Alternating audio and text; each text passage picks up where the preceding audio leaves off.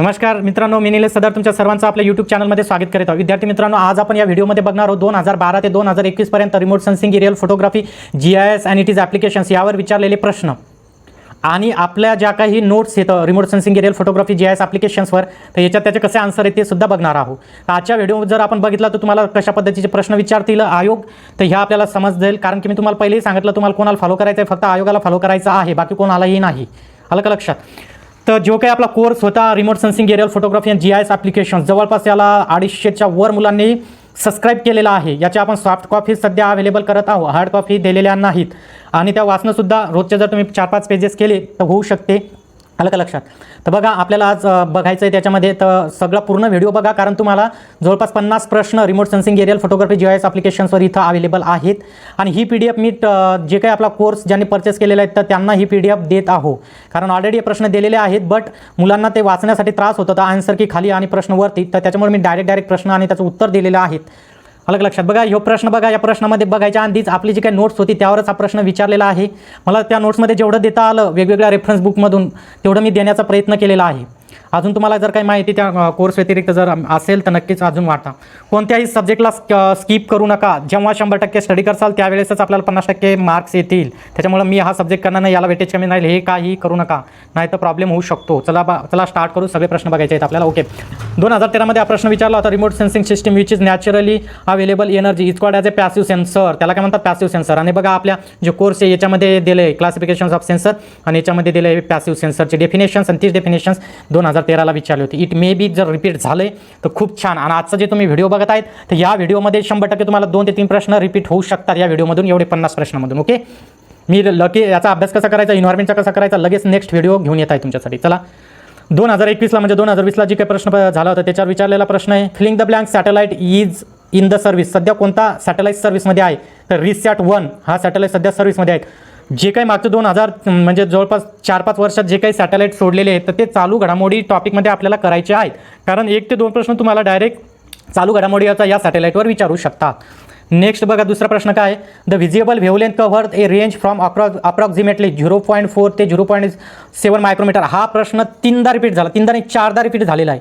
आलं का लक्ष? हा प्रश्न, आणि मी या प्रश्नाचा जे काही चार्ट आहे तर जे आपले काही नोट्स आहे त्या नोट्समध्ये ऑलरेडी टाकलेला आहे, त्याच्यामुळे तो चुकायलाच नको. आला तरी 0.4 ते 0.7. ओके, शॉर्टमध्ये सांगतो आपला कोर्स काय. आपला कोर्स आहे रिमोट सेन्सिंग, एरियल फोटोग्राफी आणि GIS इट इज ॲप्लिकेशन. त्याच्यासाठी काय करायचं आहे तुम्हाला? सदार ॲग्री प्लॅटफॉर्म हे ॲप डाउनलोड करायचं आहे आणि त्याच्यात तुम्हाला स्टोअरमध्ये जाऊन हा कोर्स भेटेल. ओके, याच्या हार्ड प्रिंट भेटणार नाहीत. अलग लक्षात? याच्या हार्ड प्रिंट भेटणार नाहीत. हा सॉफ्ट प्रिंट अवेलेबल आहेत. आणि बरं, जे काही 2-250 मुलांनी खरेदी केला आहे ते सॉफ्ट प्रिंटमधूनच करत आहेत. ओके, तर तुम्ही याचं कसं करायचं? रोज मोबाईलवर फक्त 5 ते 7 पेजेस वाचले तरी कवर होऊन जाते. एरिता आपण 1-1, 2-2 तास त्या मोबाईलवर घालतो. त्याच्यामुळे जर प्रॉडक्टिव्ह काही काम असेल आणि त्या मोबाईलवर जर तुम्ही 5-5, 7-7 पेज वाचले तरी होऊन जाते, कारण ते पेजेस जवळपास 50-60 पेजेस आहेत, तर तेवढे तुमच्याकडून होऊन जाऊ शकतात.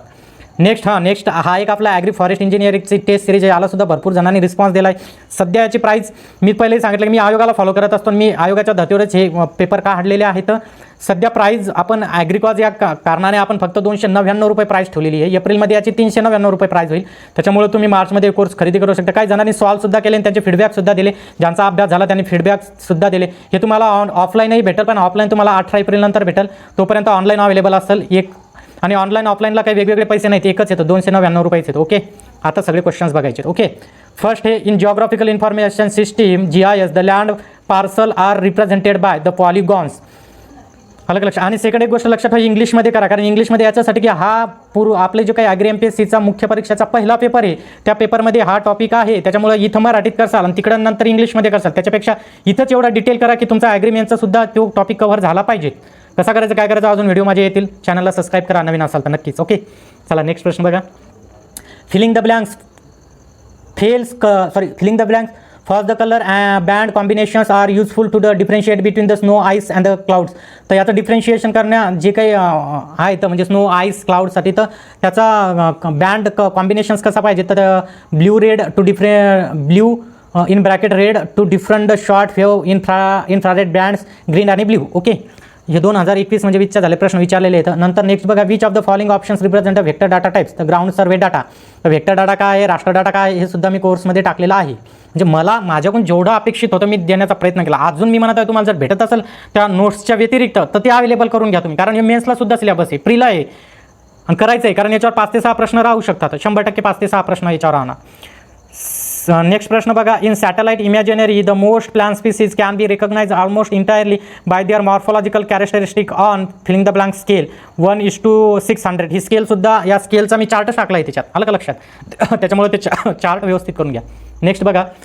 अर्थ atmosphere absorb the filling the blanks wavelength and the hence can not be use in the remote sensing. तर एक्स-रे रिएजनच्या वेवलेंथ असतात, तर ह्या तुम्ही ज्या आहेत ह्या ॲटमॉस्फिअर ॲब्सॉर्ब करते, त्याच्यामुळे ते रिमोट सेन्सिंगमध्ये यूज केल्या जात नाही. हे क्वेश्चन रिपीट होण्याचे चान्सेस आहेत आपल्याला येणाऱ्या परीक्षेमध्ये.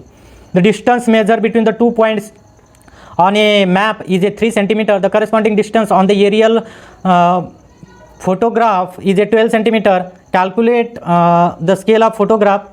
Calculate the scale of photograph when the scale of the map is a 1:50,000. त्याचा आन्सर आहे 1:12,500. म्हणजे जी काही स्केल आहे तर त्याच्या हाफ इथं केलेली आहे. सेकंड बघा. The global position system receiver consist of. GPS मध्ये रिसिव्हर काय असतो? तर रिसिव्हर नक्कीच त्याचा अँटिना असणार आहे. सोपा प्रश्न आहे. ओके, 2020ला विचारलेला आहे. In order to determine the exact positions on the Earth on the WGS-84 datum, the at least filling the blank satellite are required. किती सॅटेलाइट लागतील? तर 4 सॅटेलाइट लागतील. अलग लक्षात. नेक्स्ट बघा. The LISS IV sensor can be tilted up to the ±26°C in the cross track directions, thereby providing the revisit period of how many days? The 5 days. Your answer is a 5 days answer. Okay. Next, in trimetragon system of the photography, 2 of the 3 cameras are obliquely mounted at 60°C. तर हा प्रश्न विचारला aerial फोटोग्राफीवर आहे. अलग लक्षात. Next. Healthy broad leaves will show the green colour when observe under the normal colour film, but they will show filling the blanks colour in a infrared colour photograph. तर red and magenta colour आहे तर याच्यावर, तर लक्षात घ्या हा aerial फोटोग्राफीवरच प्रश्न आहे. Next. Which of the following wavelength of electromagnetic spectrum is consist the most useful for the remote sensing, especially for aerial photography? तर 0.4 मायक्रोमीटर ते 0.7 मायक्रोमीटर. रिपीट झालेला क्वेश्चन आहे हा. Next. Select the chronological order of the following satellite. तर म्हणजे जे काही उपग्रह याचा कालानुक्रम कसा असता, हा एक ग्राफ टाकायचा राहिलेला आहे. मी लवकरच हा आपल्या कोर्समध्ये ग्राफ ॲड करतो, किंवा मग जे काय आपलं ॲग्री MPSC 1 असं टाईप केलं तर आपलं चॅनल आहे टेलिग्रामला, त्या चॅनलवर मी हे टाकेल. ओके, तिथूनही तुम्ही घेऊ शकता. तर त्याचा कार्टोसाट 2B IMS 1 IRS 1C IRS P2 हे येतं. नेक्स्ट बघा. GIS consist of the which of the following subsystems. तर याची मी सिक्वेन्सच दिलेली आहे. याने या टाईपमध्ये विचारलं, मी सिक्वेन्सच दिलेली आहे. ओके, आपला जो कोर्स आहे का नाही त्याच्यामध्ये. तर बघा याच्यामध्ये any input system that allows for the collections of the data to be use and the analysed for some purpose. Computer बीमध्ये computer hardware and the software system that store the data and allow for the data management and analysis and can be use to display the data manipulations on the computer monitor.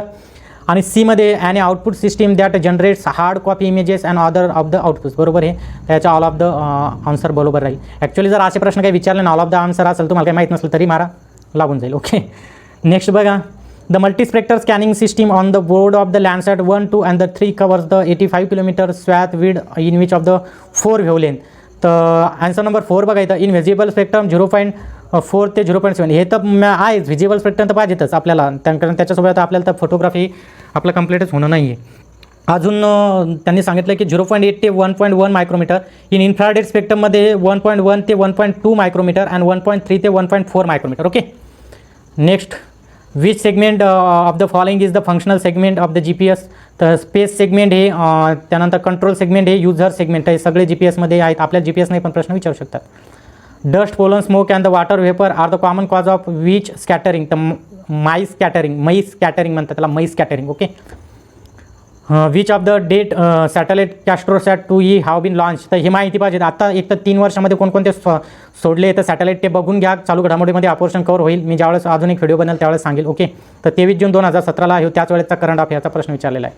Which of the visible wavelength region इलेक्ट्रोप्रेक्टस हे तर माहिती आहे तुम्हाला, 0.4 ते 0. Repeat झाला पुन्हा सुद्धा. Which is used to separate the thermal and non thermal wavelength. तर त्याला डायक्रोनिक ग्रेटिंग असं म्हणतात. Dichroic grating. मराठीत हे द्विवर्णी जालक. तर हे शब्द खूप अवघड दिसतात मराठीमध्ये, त्याच्यामुळे ते इंग्लिशमध्येच करा. नेक्स्ट. विच व्हेजिएबल. हे तर माहीत आहे, हे ऑलरेडी विचारलेलं आहे. तर पहा पुन्हा प्रश्न रिपीट किती वेळेस झाला. Which of the following data is not a राष्ट्र डाटा फॉर्मॅट. .SHP हा नाही आहे, बाकीचे सगळे राष्ट्र डाटा फॉर्मॅट टाईप हे .BMP .GIF .TIFF. Okay. Which of the satellite हा repeat questions. How the hydrothermal alterations of the rocks appear in the aerial photographs due to the bleaching effect on the wall rocks and the differences in the vegetation density. तर your तुमचा answer, आपला answer राहील photographic tone. Next आहे remote sensing which is which of the following two statement is the correct. First आहे remote sensing which measure the energy that is naturally available are called as a active sensor. चुकीचं आहे, ते passive sensor आहे. ज्यावेळेस naturally available होतात that is called as a passive sensor. मी पहिलेच त्याची डेफिनेशन्स ऑलरेडी तुम्हाला सांगितलेली आहे आणि ती डेफिनेशन्स आपल्या इथं सुद्धा दिलेली आहे कोर्समध्ये, त्याच्यामुळे ते करून घ्या व्यवस्थित. तर म्हणजे दोन्ही सुद्धा नाही. सेकंडमध्ये म्हणते the remote sensing images are commonly multi spectral and the ASTER images record the 7 spectral bands. हे सुद्धा चुकीचं आहे. त्याच्यानंतर बघा 2015मध्ये which of the following two statement is a correct. तर पहिलंच स्टेटमेंट करेक्ट आहे, त्याच्यामुळे आपण तेच घेऊ. इन मायक्रोवेव्ह व्हेवलेन्स और radar system wavelengths greater than the 3 micrometer are more commonly use for the sensing the characteristic of the cloud cover the regions. तर हेच पहिलं बरोबर आहे. 2015ला which of the following two statement is the correct. SPOT and QuickBird satellite system is an example of the passive remote sensing. तर हे answer बरोबर आहे याचं. स्पॉट आणि QuickBird satellite system is an example of passive remote sensing. हे answer is a right answer. Okay. The means by which the GPS signals are used to determine the ground positions are called as a satellite ranging म्हणतात त्याला. Okay, त्याला काय म्हणतात? Satellite ranging. Next, which of the following statement is not applicable for the multispectral images.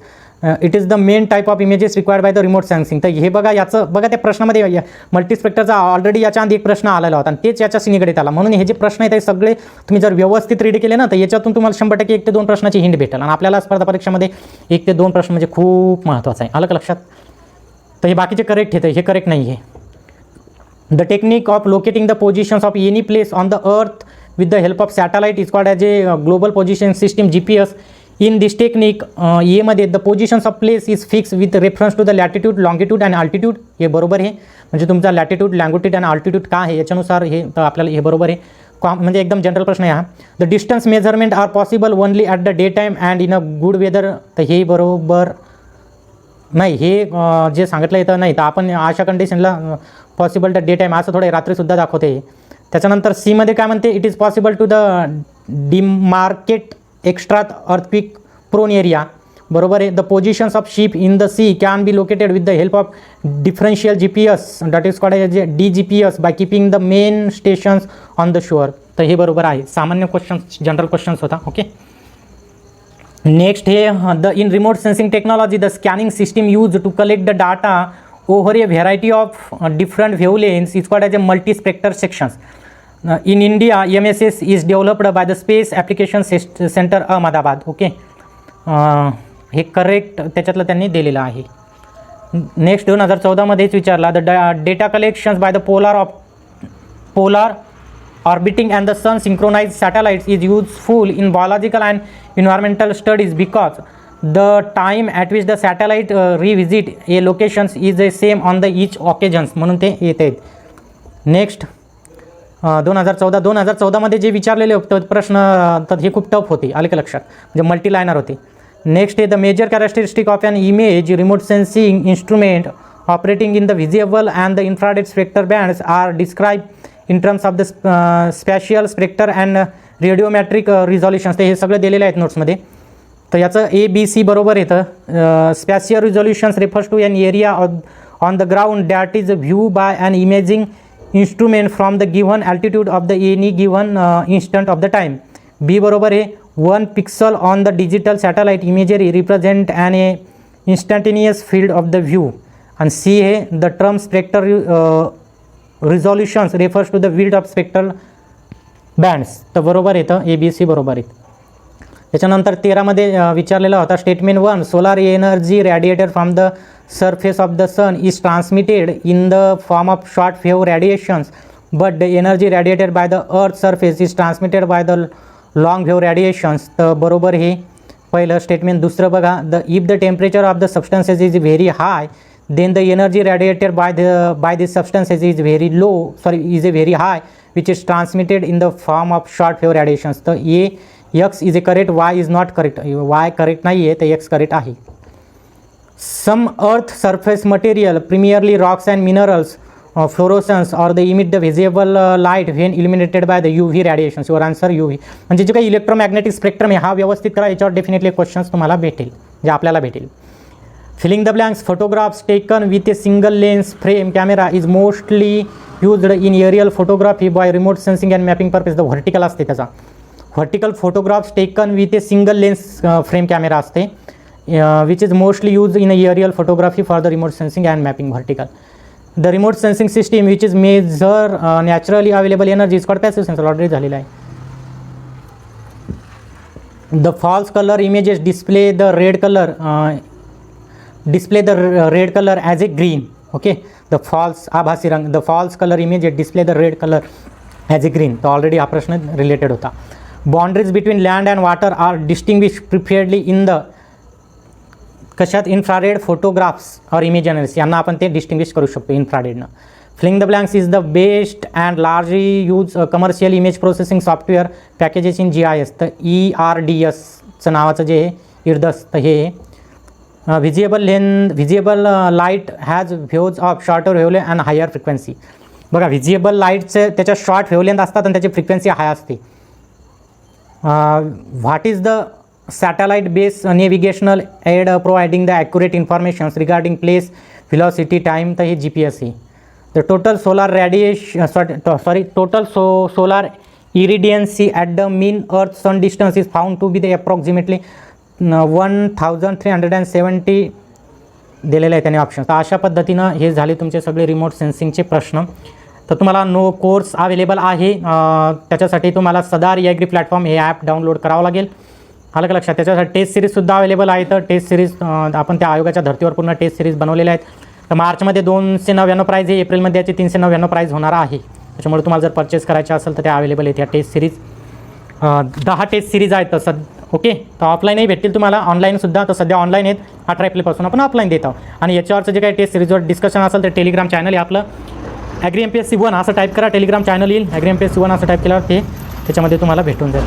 Next video येईल environment science, remote sensing aerial photography कसं करायचं आहे, environment science कसं करायचं त्यावर. तोपर्यंत take care and bye bye.